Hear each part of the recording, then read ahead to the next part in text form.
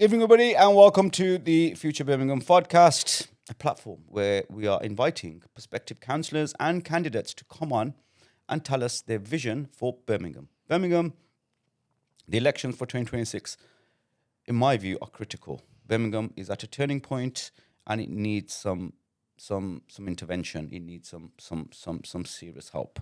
We are failing in every aspect, socially. There's rubbish on the streets, there's potholes, there's antisocial behaviour. There's so many challenges in Birmingham right now that we actually need a miracle. We need some divine intervention. So for me, these elections in 2026 are very, very important. And on the podcast, we are inviting candidates to come on and share their vision and tell us what they intend to do and how they improve. Historically, candidates have become councillors. There's been lack of accountability. There's been no questioning. They've done as they wished, when they wished, and basically hid from the community. This time round, things are different. This time round, we shall hold them accountable. We shall have them in the studio every month, finding out exactly what they've done as per their pledges. So this evening, I have a fine young gentleman, a 22-year-old, Raihaan Abbas, who is standing as the independent candidate for Sparkbrook and Borsal Heath East. Raihaan, young man. Islam, thank you for joining me. Of course. Happy to. Thank you for having me down. I must say, this time around, I've seen and I've had a few come here, very, very young candidates, and it's very, very impressive. So I'll be honest with you, at your age, I wasn't interested in politics. It wasn't anything that we engaged with. It wasn't anything that we were interested in. Mm-hmm. It didn't bother us at all. And this time around, particularly with the independents, I've seen a few youngsters. There's yourself, there's Bilal.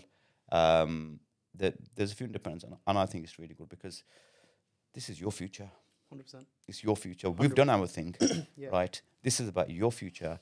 And where you see Birmingham in the next 4 years, in the next 8 years, in the next 12 years. So, first of all, whether you win or lose, for me, you're a winner because honestly, it's fantastic. It's a great experience. Great experience. So, a bit about yourself. Okay, so I am a lawyer by profession. So I work at Morris Andrews Solicitor, criminal defence. Okay. And I would say politics is something I was taught about at school. So obviously at school, we learned a lot about politics because I think they thought it was very important that we decided where our vote was going to go. Because what a lot of people don't understand is this vote isn't going to mean for now, like you said, it's for 4 years. And in 4 years' time, if I've done a good job, that means for me it's going to be 8 years. Do you understand? Yeah. And for me, it comes down to this. In the next 4 years, inshallah, I will be looking to get married and kids, inshallah. Whatever, you know what I mean? Whatever may come. And the truth of the matter is I'm still young and I want things to be better for me, for my kids, for my grandkids. And I want things to be better for people my age, their kids and their grandkids. Because it's like you said, this is for the future now. Yeah. This is all for the future.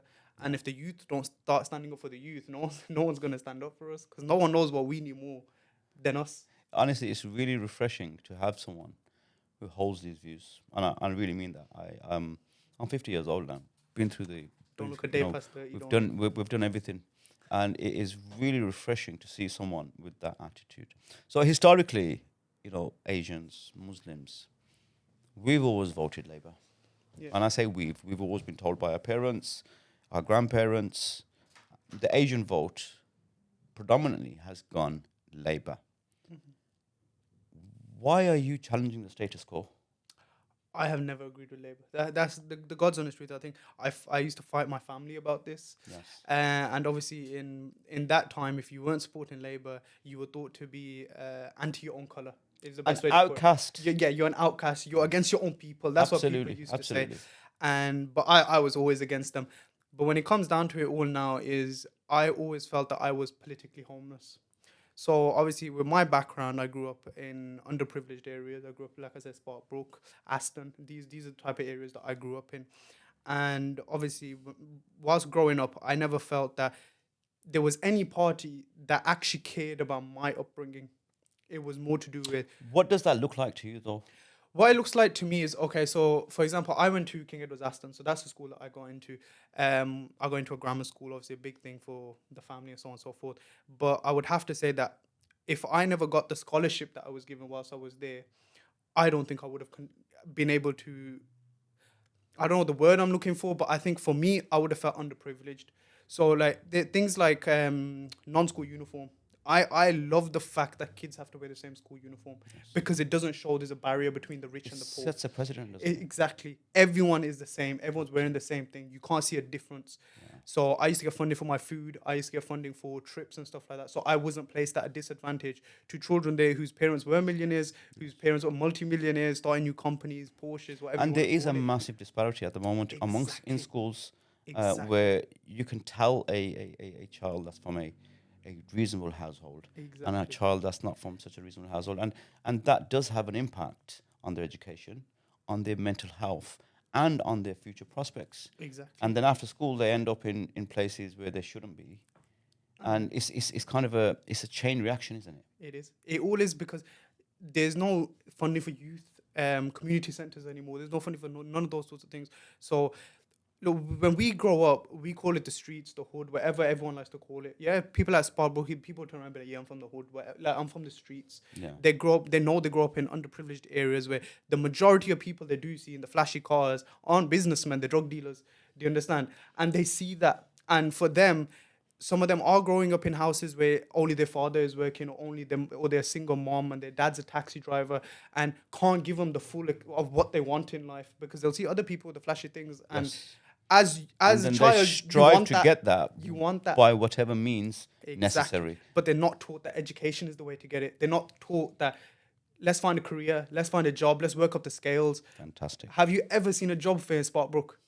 Honestly, look, come on, you're 50. You told me you're 50 years old. Have you ever seen a job fair? I'm in that field, so I totally hear what you're saying. Sometimes, particularly Asian areas, they could be referred to as the forgotten postcodes. Exactly. And that's not just Sparkbrook, Spark Hill, Allen Rock, Small Heath. Exactly. They are just the forgotten postcodes, and that's really unfortunate. People, thank you for joining the live. Please do double tap and share. We have a very dynamic young man in the office. I'm actually having a good conversation with him, the independent for Sparkbrook and Borsal Heath East. So, Raihaan, why Sparkbrook? Why Sparkbrook? Okay, so like I said, I grew up in these areas. So Monday to Thursday, I used to live in Aston with my parents, and then Friday, Saturday, Sunday, I was those areas with my granddad, looking after my granddad. He had Parkinson's and dementia. Okay. And so you grew up looking after your granddad? Yeah, and obviously he passed away in 2018. But I think during that time, with stuff going on, he'd think other people are other people, so on and so forth. But a lot of people didn't know him in the area. Like, I know a lot of residents have said to him, I was like, if he was still alive now, I guarantee you, I wouldn't be as hard as it is now. Yes. But the old school was something else, though, weren't they? You know what they're like. Everyone knows everyone. Now, I think people are more cushioned because of social media. So you know who you want to know instead of knowing everybody. But at the end of the day, when it comes down to it, that's a staple. It's not just a staple. Look at Ladypool Road. Look at Stratford Road. If you watch my speech, like I said, the whole world, the whole of the UK comes down to those roads. And to be honest, everyone knows that's a Arpana area. I'm going to come to Ladypool Road in a bit, because that is a bee in my bonnet particularly. Yeah. So in your particular ward, what would you say are the top 3 issues? Top 3 issues. Okay, I can see you all day. Please don't say potholes. I was about to say, I could see here all day and say potholes and rubbish, because that's every area in Birmingham. My main issues is obviously, first of all, there's a lot of begging, there's a lot of homelessness, which of course, as you're aware, is actually legal in this country. Well, there's begging for homelessness, and then there's criminal gangs that are encouraging the betting. So it's twofold, isn't it, the problem? Exactly. So when it comes down to it, I think I would like to do more for the youth. My thing is, you're not going to stop when people are past the age of 25. Your frontal lobe has developed. Who you are is who you are. I can try and change you as much as I can. There's less of a chance I'm going to be able to change you. Anyone under 25, you can make them. You can decide their future. You can do so much for them that one day, 10 years down the line, I may not be counsellor anymore. You might not like what I've done, but I might have impacted 100 children's lives. Yeah. And for me, that's the end goal. The end goal is to help people. Even if you change one life. I've done something. Yeah, I can sleep at night knowing I've done something. I can go to my grave and say, Allah subhanahu wa ta'ala, I've done something. MashaAllah. You know what? It's inspiring. So, the 3 issues. Okay. What are the 3 issues? 3 issues. Okay. So the begging. If the homelessness. The other issue is going to be antisocial behaviour. Yes. So when it comes down to, obviously, you've got the nitrous oxide epidemic, which is taking over the UK by storm. And you've got, obviously, when it comes down to the cars going up and down Ladypool Road, windows open, people shouting, it is all antisocial behaviour. There's residents who live there. There's people who would like to go to these places with their family. Someone like me, I won't take my family there because I don't like what's happening there. Well, I said this that day. I insure a lot of businesses on Ladypool Road. A lot of them are restaurants and eateries. And they are really struggling now. And people don't understand because they say Ladypool is really busy. It is busy.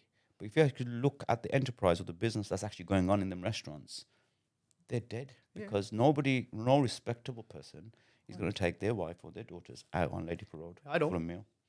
Right? And I know business owners that are really, really particularly, the top end of Ladypool Road where that car park is. Yeah. Right? It is horrendous. Because you know what's going to happen is going to be 5 people jump out of a flashy car. That's it. And then, so with that whole cauldron of problems just in that area, how do you set about, because that's your board. Yeah. How do you set about fixing that problem? That problem, it comes down to antisocial behaviour. It's like, obviously, Jimmy said the other day, enforcement. We do agree a lot more police presence is necessary. But it also comes down to holding people accountable. I think the one thing is, as much as we say we want to be held accountable to the residents need to be held accountable as well for their actions. Like I said, a lot of people come from out of Birmingham, and then what they do, the residents get the blame for. So the fly tipping, the this and the that. It's like I went to an avenue and a man showed me his house. His fences were broken because he said every week the same truck comes and the same truck throws 100 bags of rubbish on the back of my house. Yeah. And he said for the past 2 years, he's been getting contact with the councillors and they say, we'll put up a camera. Election time's coming, there's still no camera. So I think when it comes down to it, there does need to be more cameras and so on and so forth put up. And when it comes down to it, I agree with police presence, so on and so forth. But I think the main thing would be, as much as I can throw ideas left and right, as an independent, my job is to speak to the residents. So it's more about what the residents want. So when it comes... The residents want cleaner streets, safer streets, be able to go out on Ladypool Road and enjoy a meal with their family, be able to take their wives and their daughters out for shopping on Ladypool Road because it's where all the clothes are, and not be subjected to either someone begging or being abused or being shot, 100%. Right? Or being run over by these cars that are potentially uninsured. 100%. Right? And your point about, I get it that the residents need to be held accountable. Absolutely, because you've got to start from your own house and fix your problems. But residents are also paying council tax. 100%. They are paying towards the economy of this city. What are they paying for?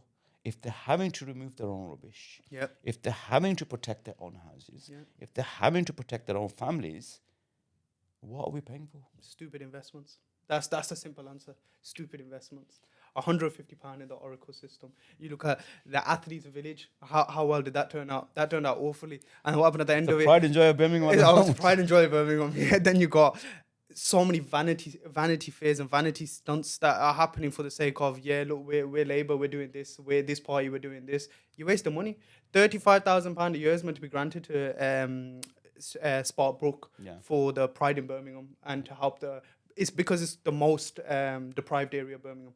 35k is meant to be called for youth activities. I can't name you a single one that's happened. So as far as I can see, what it is a lot of people say that you need to be having lived in Sparkbrook your entire life for you to run there. You have to be living in one place to run there your entire life. I don't agree with that because I feel like the same issues you're going to find there is the same issues you're going to find all over Birmingham.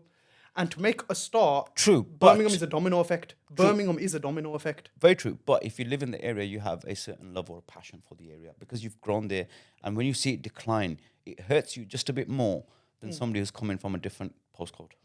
But you can say that, but most people would want to leave the areas. Most people want to leave the inner city Birmingham areas because of what's happening to it. And no one can disagree with me on that. We grow up, and what do your parents say to you? Your parents say to you, "Putter, make some. Go Sutton, go here, go Four Oaks, go a Little Aston." Yeah. But we haven't left the inner city areas, even with our parents, whatever they've done with their lives, we haven't left. Why? Because these are still places we call home. Home isn't the road you live on. Home isn't the house you live in. Home is Birmingham. Yes. You're born in Birmingham. When people turn around, they don't say you're from Ladypool Road. No, they say you're a Brummie. Your heart is from Birmingham. Your brain is from Birmingham. You've got the Birmingham accent, not the Sparkbrook accent. Okay. What would you do to help and support local businesses? Local businesses, okay. Because you have two now. You have Stratford Road, the bottom end. Yeah. And then you have Ladypool Road. Yeah. Well, with the businesses, I guess there's a lot that can be done, but I think we use the businesses to our advantage. What's stopping these businesses from getting involved in helping us run events? What's stopping these businesses from helping us run, let's say, for example, I take up to Ladana. That's what I get up to. I get from the bridge to Ladana. There's multiple restaurants there. What's stopping one of those restaurants is saying, okay, after a certain time, school kids can come in for free. There'll be someone in there. Speak to them. Get a bit of career advice. See a future for yourself. What's stopping them from? If the people and the businesses of the area want their businesses to do better, they need to help the people of the area. Why hasn't this happened before? Why isn't it? Because no one's thought of it. Because they haven't had the foresight. Come on, we got to look. It's a great idea. It's a great idea. I'm not in politics for these 4 years. I'm 22 years old. I can be in politics for the next 40 years. Inshallah. And the only way to do that is to show the residents what I can do. To show the residents change. And we just got to keep going with it. Okay. What would you do to encourage entrepreneurship amongst the young people? Ooh, I think, look, some things come down to the education system. That's not something I can be able to change. But when it comes down to it, I think learning about money. I genuinely learning about money. Do you think that's missing from the education system? Yeah. Money management. Money management, awfully. Because I'll tell you now, I still can't save. Why can't I save? Because I think what comes down to it also is, when you grow up deprived, when you see a hint of money, you don't know about saving because now you want to buy the same clothes that you wanted before. You want to eat the same food that you wanted to eat before. And you're always chasing. I think sometimes we're never taught to stop chasing. Yes. Chasing is amazing. Don't get me wrong. If you don't chase, you're never going to get your dream. You've got to have the hunger. You've got to have the hunger. You've got to have that drive. You've got to have that passion to be what you want to be. Yeah. But at the same time, you've also got to know that is something can come crumbling down tomorrow. I think the one that taught me that in life is my father is obviously single working in my house. 2022, he fell off the roof of my house, trying to put up cameras, and he broke his legs, both his legs. He's a taxi driver. So he was bedbound for 6 months. And I think for that time, obviously being the only kid working and stuff like that, mom wasn't working. You were the breadwinner. I was the breadwinner. I had to step up. And that's where I learned what money management is.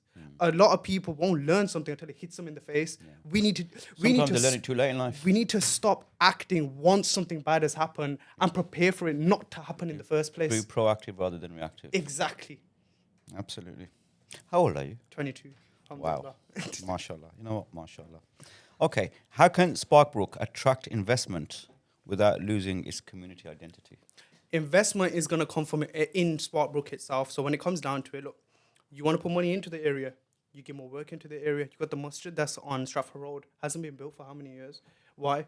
Because they want to contract it out to London. Why are we contracting these things out to London? What, is this the one on the corner of Highgate? Yeah. Why are we contracting these things out to London? What's London done for Birmingham? What's the budget on that mosque? I'm not sure, that I'm not answering the question, I don't know. But when it comes down to it is, why is the money going to London? Why can't we bring those contracts back into Sparkbrook? And no one's saying it's going to go to one company. You can do the foundation, you can do the walls, you can do the painting, you can do the upholstery. And what's happening? Everyone's getting fed. And where are they going to spend their money back? Where's that tax going to come back?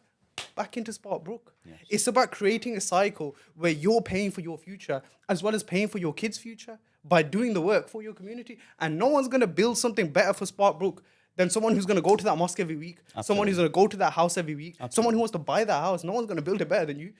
Because local people are known in the area. They're going to go to the mosque, obviously. They're going to be held accountable by the Namazi as well. Exactly. Yeah, absolutely. Okay. Youth disengagement is a concern. What's your strategy to tackle it? Particularly in Sparkbrook and Sparkhill. Mm-hmm. The youth have a life of their own. Mm-hmm. And it is, I say again, I keep on saying this, I feel is lawlessness. So I had an office on Stratford Road for 15 years. Fantastic, from 2003 till 2016. It was a different world. When you go to Stratford Road now, oh my God. Literally, you're petrified. Because you don't know what they're going to say to you. You have a driving altercation and you may end up getting shot. That's the state of, you know what, that's not even the state of just Sparkbrook, that's the state of Birmingham as a whole. And I think, honestly, I think when those sorts of things come down to the education system, I don't think people are taught left from right, but I also think it'll be the same old debate of nature versus nurture. Parents need to be starting getting held accountable as well. But there's also a notion as well that if one area is like, you are a product of your environment, 100 million%. and if everybody around you is doing the same thing, then irrespective of how decent you are, you kind of start becoming like that. Well, yeah, Islam. And I've seen this happen so many times where, if you're living in a neighborhood where there's kachra everywhere, there's rubbish everywhere, people are effing and bliming, there's antisocial behavior, you then become part of that. 100%. So how do we, eliminate that whole thing? Because the youth, as you say, they need direction. They do. Right? So how do you make that shift? And where do you find that money from? Because everything costs money. 100%. What do you cut? And how do you find that money? Because that could be the core root of all of your problems. 100%.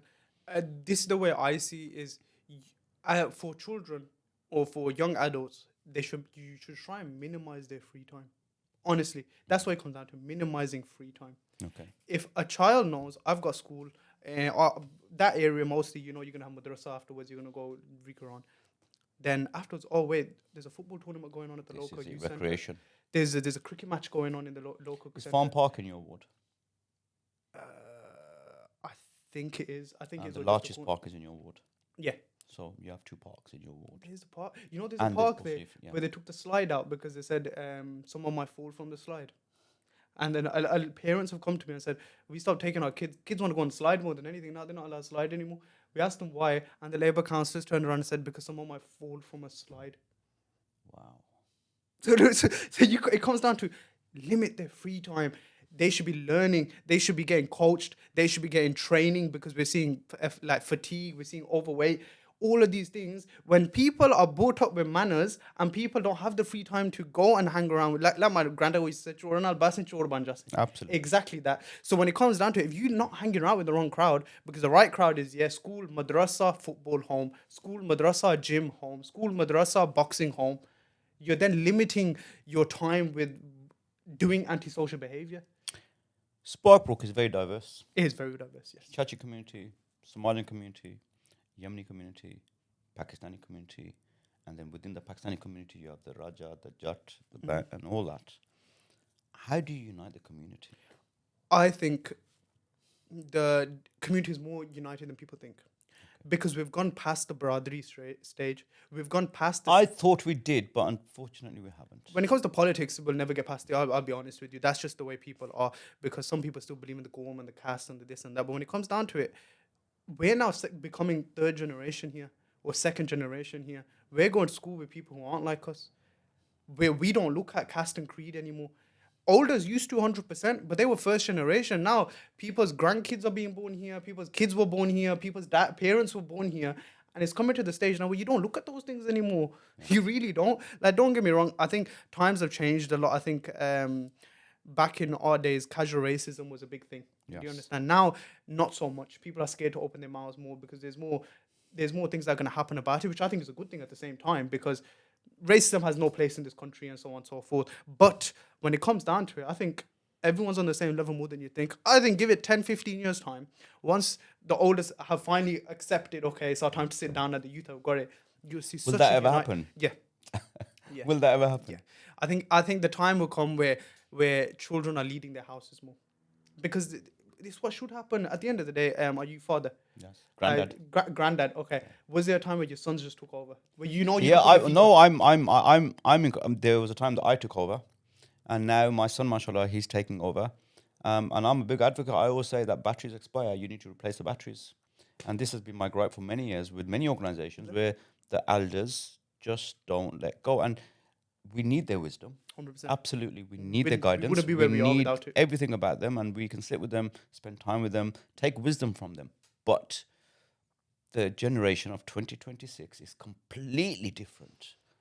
So my eldest is 27, and my youngest is 16. And if you look at the difference between them two, so there's only a 10-year gap in them. But if you look at the difference between them two children of mine, the worlds apart because the dynamic keeps on changing, the demographic keeps on changing, their conditioning is different. So the youth of today, and this is what I said to you about the youth of today, their needs and the demands are completely different to maybe even yours. 100%. And before your time, mine, completely different. So we need representation from people like yourself who understand, but that is if the elders give us the opportunity to. Give the they are opportunity. still holding the reins. Yes. They are 100% still holding the reins.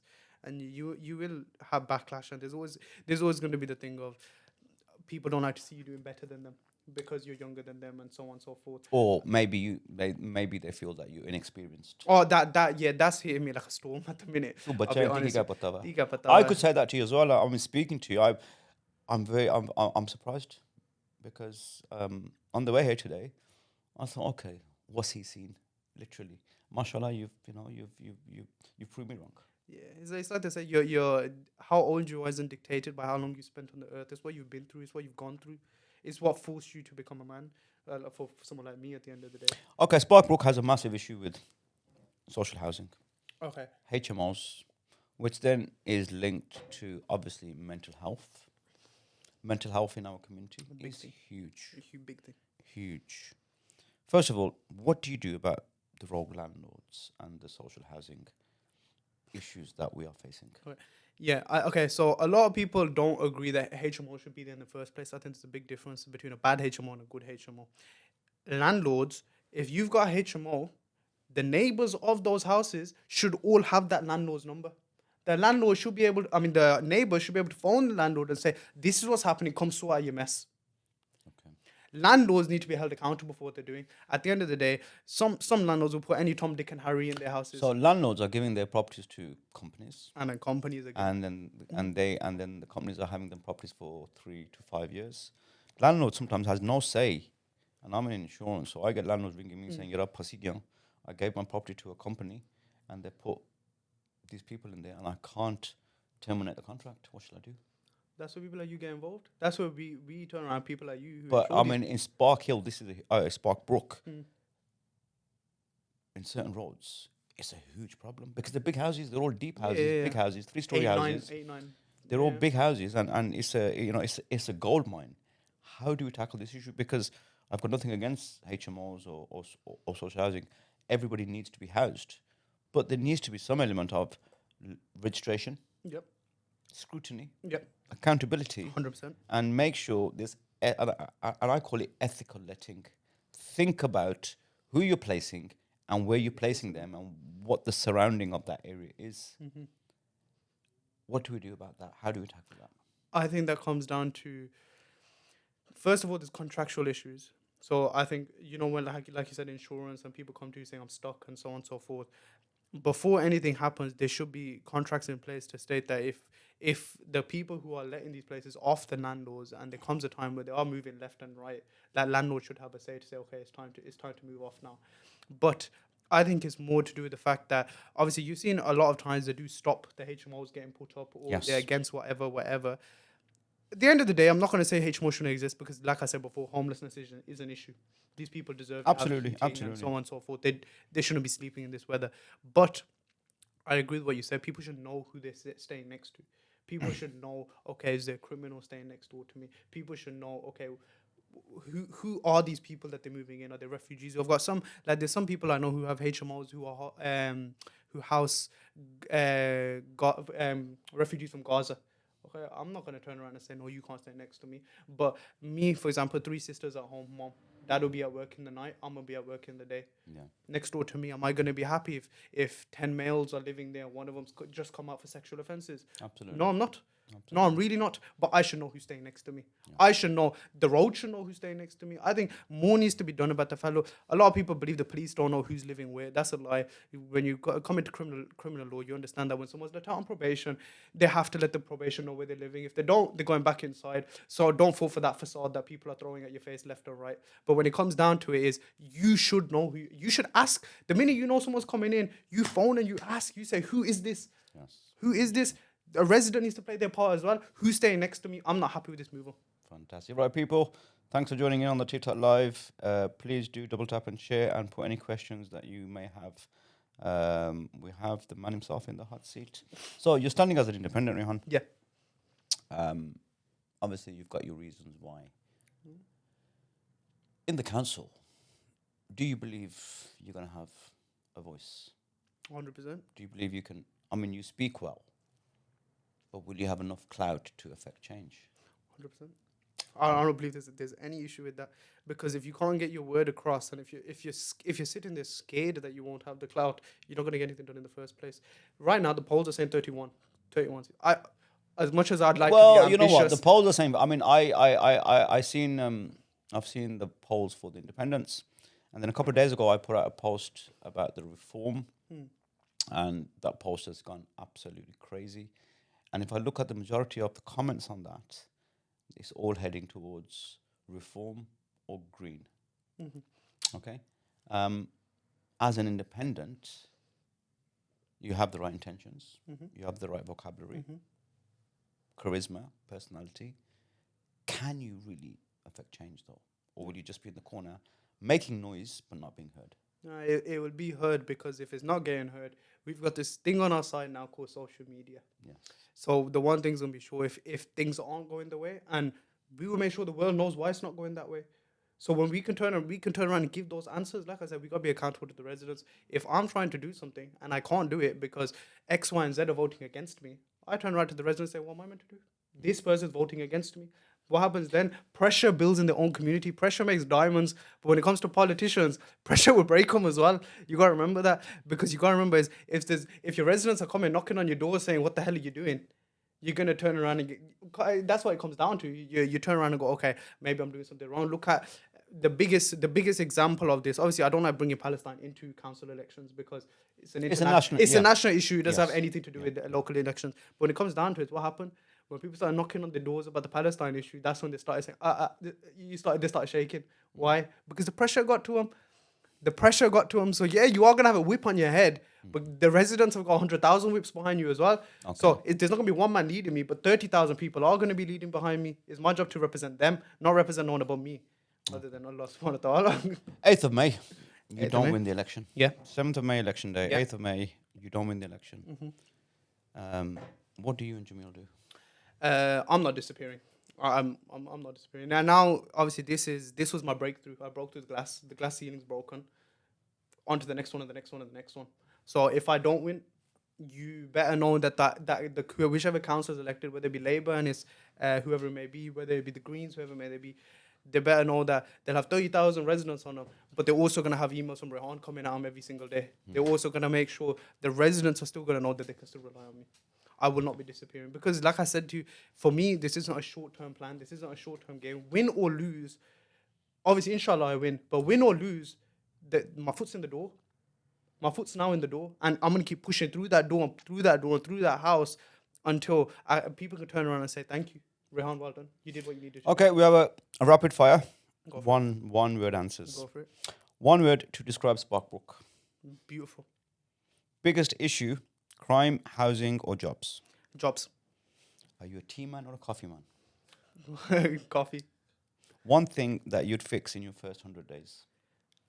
Potholes. Local hero who inspires you? Ahmed Yaqub. Social media or face-to-face engagement? Face-to-face engagement. Toughest decision you expect to make? Oh. Managing the funding. One myth about Sparkbrook that you want to change? It's not diverse. Why should someone vote for you? One word. Yeah, one word. For the future. Okay. Accountability. So people, there's been a gripe forever that the councillors get elected, and then after that, you ring them, they're not answering the phones, you can't find them, they're not available. By the time you find them, your problem's gone. How are you going to make yourself accessible if you win? Plan is, obviously, it's a one word. But No, this is full stop. The plan is obviously my ward is broken down into 7 sections, SPH 1 through to 7. I want a group chat for every single one of those 7. Okay. My personal number is on every single leaflet. All my social media on every single leaflet. My email is on every single leaflet. We're in a time now where if someone's not accessible in this generation, oh God, they're doing something wrong. When people want to find you, they find you. Let me tell you. There's 100 different ways to find me. Okay. The group chats, like I said, I want to be in there. So someone can send a picture and say, Raihaan, sort this out. And then a week later, turn around and say, Raihaan, I voted for you. What are you doing? And that's going to be in front of 200 people. Am I going to allow that basically to happen in front of me every time? You're 22. Yep. Criminal lawyer. Yep. You're going to be running 7 WhatsApp groups. Yep. On top of your daily, day-to-day. 100%. You're going to get married, inshallah, Inshallah. in this 4-year term. Yeah. How you remind you of everything? Like I said before, pressure makes diamonds and I shine the brightest. Very confident. Confidence is the key to success. MashaAllah. If you don't believe in yourself, others will never believe in you. Brilliant. That camera there. 30 seconds. This middle Why one, yeah? should they vote for Raihaan Abbas? I'm young, I'm enthusiastic, and honestly, as you've seen, I speak quite well. I want to make the change, and more importantly, I want to change the youth. And changing the youth, that means that you may not see immediate change straight away, but come 4 years down the line, we're on a trajectory that's going up. Once you start going up, nothing's going to shoot you down. You keep going and going and going and going. Next thing you know, we have cleaner streets, we have smarter individuals, we have a less deprived area, we have amazing, you could turn down the roads and be a lawyer on one side, an accountant on the other, an engineer on the other, and you could turn around, you know what?